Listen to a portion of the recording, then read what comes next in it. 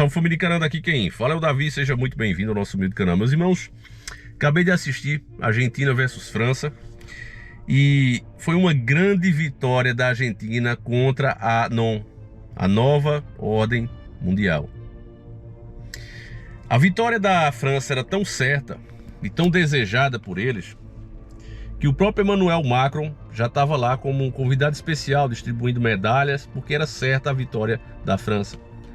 Embora a Globo tenha dito que foi legal os pênaltis marcados contra a Argentina, foi 2 pênaltis marcados, um já no finalzinho que possibilitou um empate, aquele lance ali ele é duvidoso, meus irmãos. Porque a regra diz que se o braço estiver encostado no corpo, não é falta, não é mão.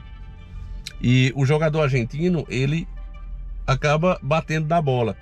Um lance que, dependendo, pode ser até marcado, mas em uma situação daquela, dificilmente o juiz marca. Mas dessa vez marcou. Sedaci empatou, né? E foi para a disputa de pênaltis, onde a Argentina teve muito mais competência e venceu, surpreendendo e calando a boca, destruindo a narrativa da imprensa podre brasileira. As coisas que acontecem aqui no Brasil, meus irmãos, elas não acontecem só porque os jornalistas são ruins, porque os jornalistas têm uma ideologia, não é só por isso que acontece. A missão deles, o papel deles, embora nem eles mesmos saibam, é propagar certas pautas da agenda. A França, como eu disse para vocês no vídeo mais cedo, ela é a representação do que eles, os donos do mundo, querem para o mundo inteiro. Uma bandeira que demarca uma região, mas que os cidadãos que ali moram, que ali representam, ou às vezes nem moram ali, como é o caso dos jogadores, alguns jogadores da França, né? Tem jogador ali que nem fala francês, para você ter noção. Mesmo assim estava ali, representando a França. É o que eles querem, um país sem nacionalidade, um país que as pessoas simplesmente moram ali. Então, uma super seleção, e é fácil de entender porque é uma super seleção, porque imagina que você é um técnico, né? E você vai montar a nova seleção brasileira, você vai escolher os jogadores do país, ok? Mesmo que estejam jogando fora, mas que são brasileiros. Já quando você está no comando de uma França, você vai selecionar jogadores que estão melhor ali no seu continente, porque tinha jogador ali de Marrocos, tinha de Camarões e outros. Eles tinham ali. Então veja a desvantagem para outras seleções. Era uma seleção mista. E que a imprensa toda, né, que sempre gosta de menosprezar o brasileiro, gosta de colocar na sua ideia, né, na nossa cabeça, a ideia é que, olha, o negócio é que nós somos inferiores em tudo e precisamos sempre trazer isso, destruir a nossa cultura, mudar a nossa cultura e trazer a deles pra gente. Então é o tempo todo pedindo um técnico estrangeiro. A CBF está literalmente desesperada atrás dos técnicos dos grandes times, como Guardiola, por exemplo, né, que está no Real Madrid. Eles estão desesperados atrás desse pessoal. Porque a imprensa criou a narrativa, colocou na cabeça do povo, justamente em cima de uma derrota, que o Brasil não tem mais futebol, a Europa está muito mais acima de nós, né? O campeonato europeu é que é futebol de verdade, o campeonato brasileiro não vale nada. Eles colocam essa ideia, meus irmãos, e as pessoas começam a acreditar. Porque eles fazem isso nas horas oportunas. Entende, irmão? Sabe o que é um oportunista? É aquele cara que espera o momento para agir. E eles fazem exatamente isso. Em cima de uma derrota dolorosa, eles fazem as pessoas esquecerem que nós fomos campeões jogando exatamente como a Argentina. A Argentina foi ali, a Argentina de verdade. Técnico argentino, jogadores argentinos, jogando futebol que, para a imprensa, é um futebol já antigo, defasado e que jamais venceria. Até porque quando a Argentina perdeu para a Arábia Saudita, ninguém botava mais fé na Argentina. E os caras foram ali com muita garra. Vocês viram a garra que eles tiveram nesse último jogo. Quem assistiu viu. É uma coisa bonita de se ver. Eu torci como se eu fosse argentino, família. Não vou mentir para vocês. Até porque tinha todo esse aspecto da agenda, da ali no meio. Era muito mais do que um simples jogo.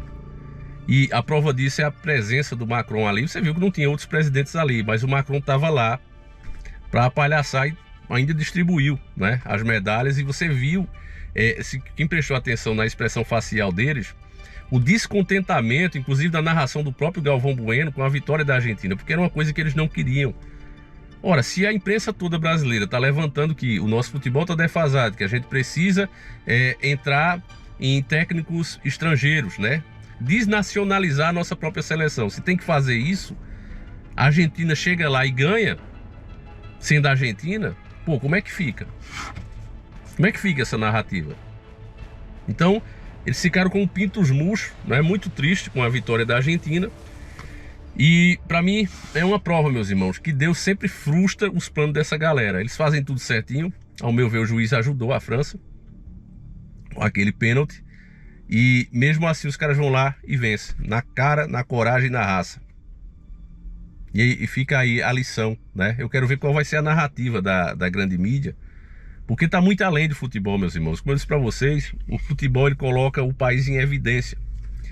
E a França estava muito em evidência. Eles queriam a vitória dela.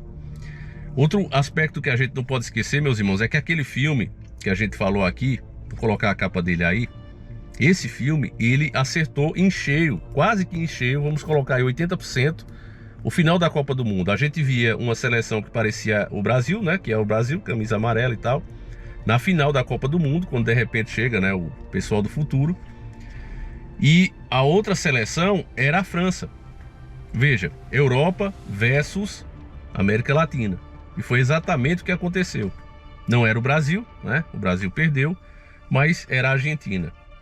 A Argentina que provou que essa narrativa de que o futebol já está antigo, que tem que ser alguma coisa dos europeus, senão a gente não vence. Né? Eles comparam o nosso campeonato brasileiro, que é o campeonato mais difícil do mundo. E eu explico para você, muito mais difícil do que o europeu. O europeu, você pega um time como Real Madrid, você pega um time como Barcelona, os caras têm grana para contratar os melhores. Eles fazem times melhores do que seleção, porque eles têm grana e compra quem eles querem. Certo? Já num campeonato brasileiro, você pega um Corinthians, um Palmeiras, um Flamengo.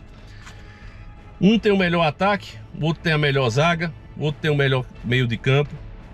Ou seja, os times não são perfeitos, eles são equilibrados.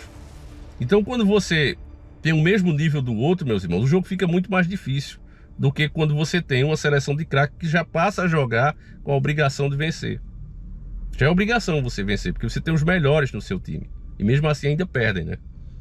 Já quando você tem, como eu estou dizendo, um bom ataque, mas o meio de campo é meio defasado, ou a zaga não é um time totalmente completo, tem essas diferenças grandes um para o outro, acaba que cada craque, cada jogador que está ali representando, ele tem que se esforçar muito mais, ele tem que correr muito mais, ele tem que brigar por cada bola, porque basicamente o time só tem ele.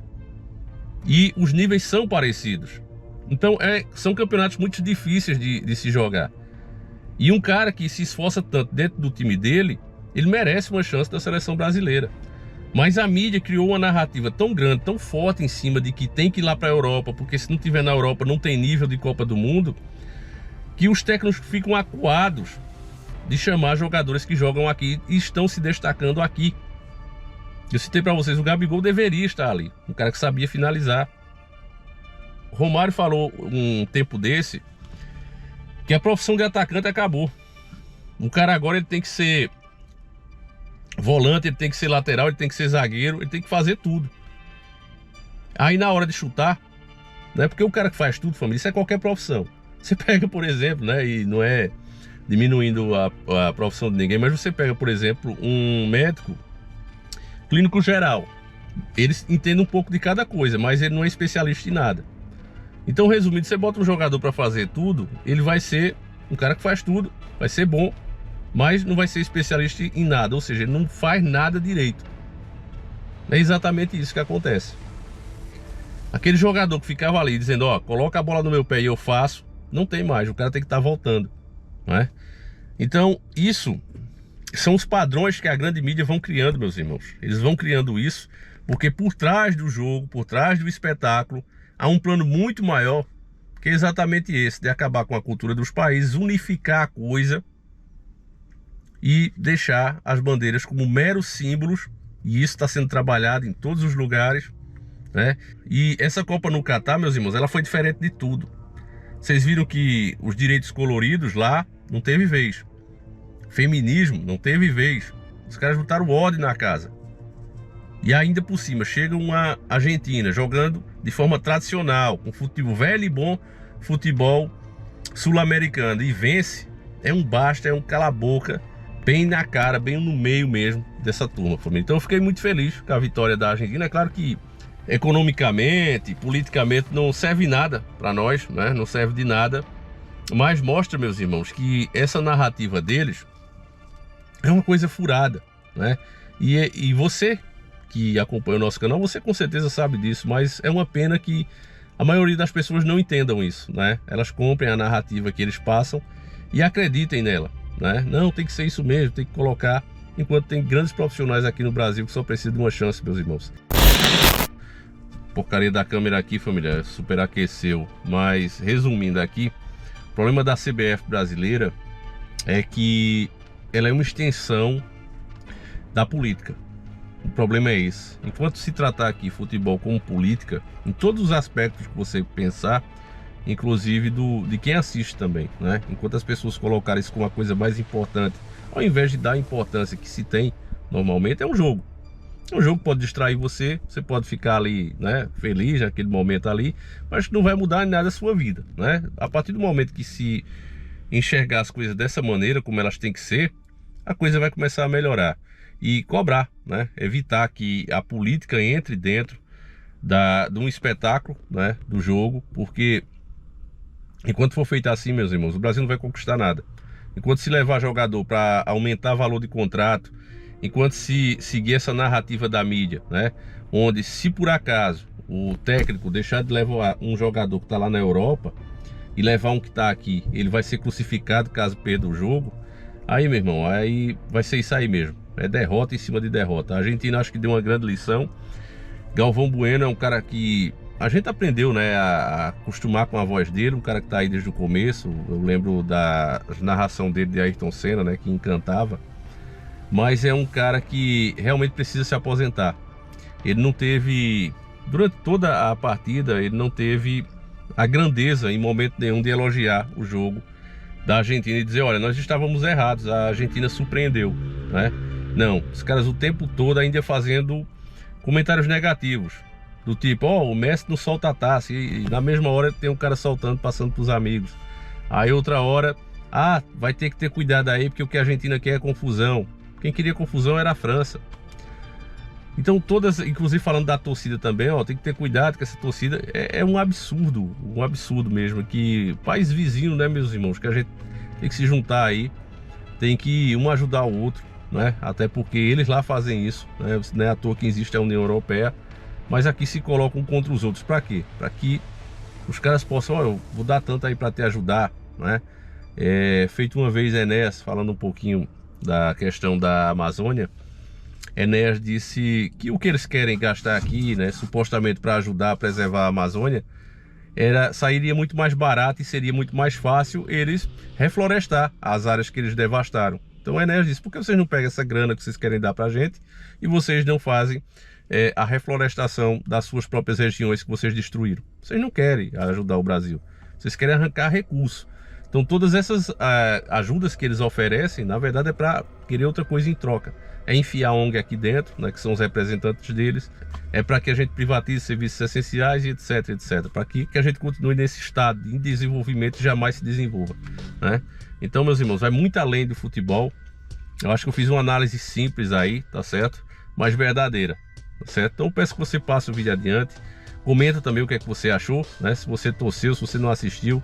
Enfim, meus irmãos, como eu disse para vocês, o futebol é uma coisa que é usada para alienação, mas ignorar eventos como a Copa do Mundo é uma questão de falta de inteligência, porque esse evento ele continua sendo de extrema importância e as consequências dele é sentida no país por muito tempo, né? Não é à toa que a gente paga até hoje os estádios da Copa do Mundo. Então é preciso conscientizar, meus nobres e queridos irmãos, e agora sim eu vou indo. Fique com Deus, um abraço e fui!